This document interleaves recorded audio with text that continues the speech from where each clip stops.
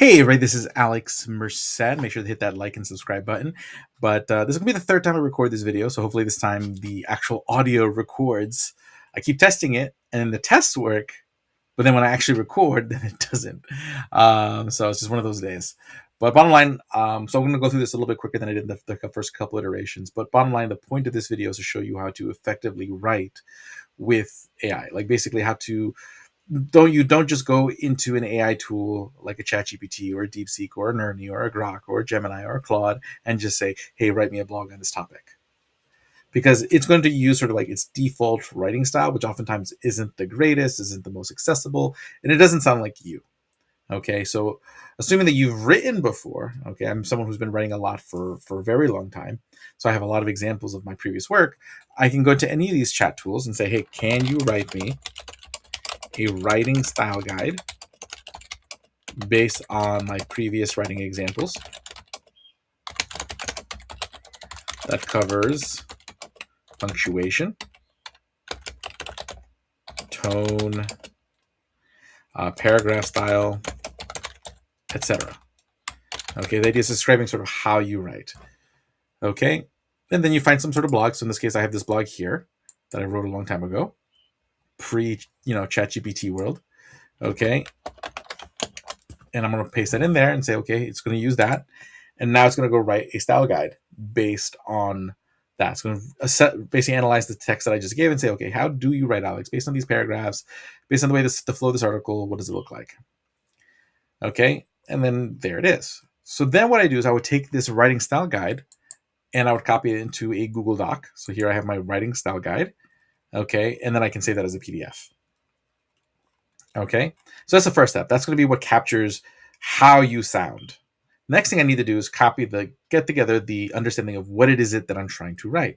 So in a separate document, I would create an outline. Okay, so here's just like the start of an outline where I'm giving you like the name of the article, what is sort of the central point I'm trying to make. Because again, it's not going to just know what you're trying to do.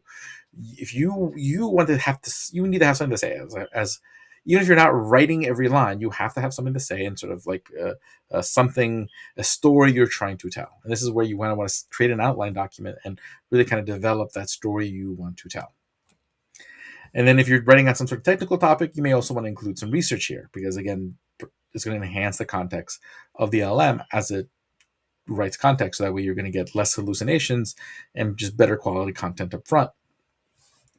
So, here's where I would do that. So I would create a document that's my outline for my particular article that's going to have sort of like the outline structure of the article along with any research I want it to sort of lean on for writing the article.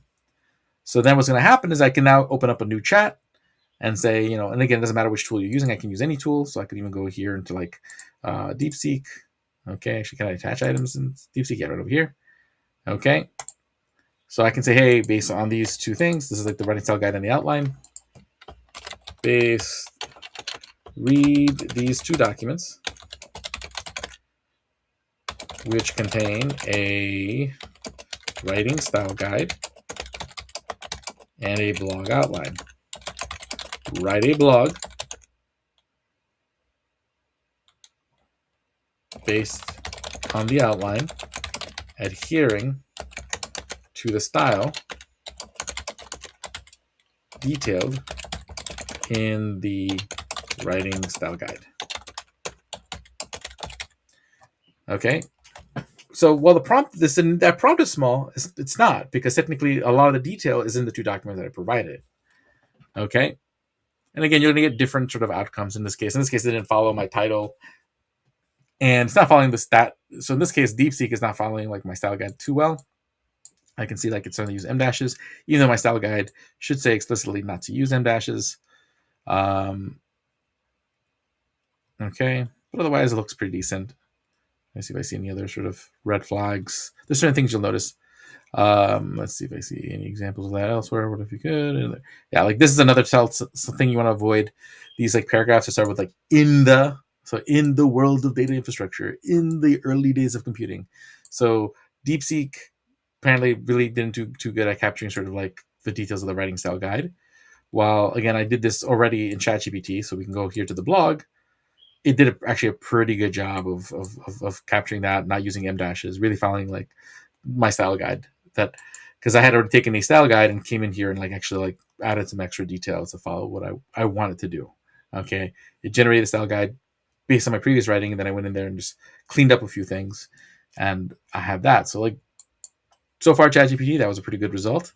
Okay, let's kind of go to the other two big two. So I'll do the same thing with Gemini. Actually, let me just copy the prompt that I used over here, so that we won't have to rewrite the whole thing every single time.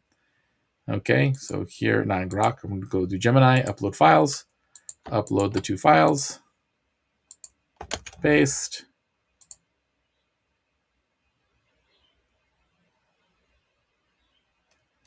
Okay, so far this looks like it's also following the style guide pretty well. Okay, not overly using bullet points, which is part of it. I'm not seeing any use of M dashes, which is perfect. Nice paragraphs, nice headings. This looks as it should. Okay, and then I would go back and like copy that. I would copy the blog into a doc like this, and then again I would make sure to read it, because no matter how much context you give it, you don't want to take it for its word that the content is accurate. Okay, as you get better at this and better at providing context, it will be more often than not. But you need to develop that relationship with your tooling, like in the sense that you've used it enough that you kind of know where it's going to mess up and where it's not. Until then, you want to always cast a wide net and checking it out. And then I'll do this one more time in Claude. Okay, so let's go into Claude, add files, add the two documents.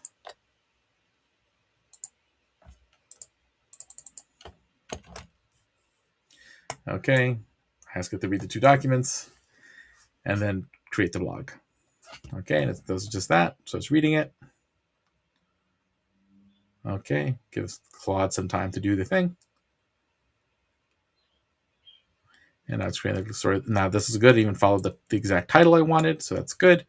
Okay, actually, so far this one's looking pretty good. Okay, good. It's telling the history. Good. Just as I requested it in my outline. Good. Okay. But essentially, again, this is one process you may want to use. Now, the thing here is I have to reattach these documents every single time, and I have to go curate these documents externally. Like the specific document that's like that article's outline and research, you're going to have to do that every time. Okay. Because you should. But your writing style guide, you don't necessarily need to reattach it every time. There's ways to reuse that as context. And in the next video, we're going to go over how you do that specifically in ChatGPT, Claude, and Gemini. So that way, in this case, you don't have to necessarily constantly ask it or you don't have to constantly be attaching your writing style guide for every time you want to write an article. You just attach your outline and research, and you're off to the races. But a couple of things to kind of be aware of is that once you actually have the blog in a document, you can leverage things like Google's generate, like you can go here, image, generate an image, and you can use prompts to generate images that are tightly coupled to what's the content in your article. And then, you would then export those images into whatever tool you use to publish your blog.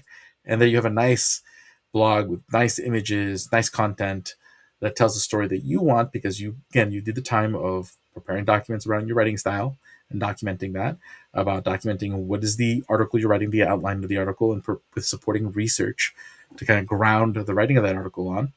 And that all works pretty well. You can even go a step further and use something like a Notebook LM, where you can put all your research in Notebook LM, including your writing style guide, and then use its report writing feature to write the report.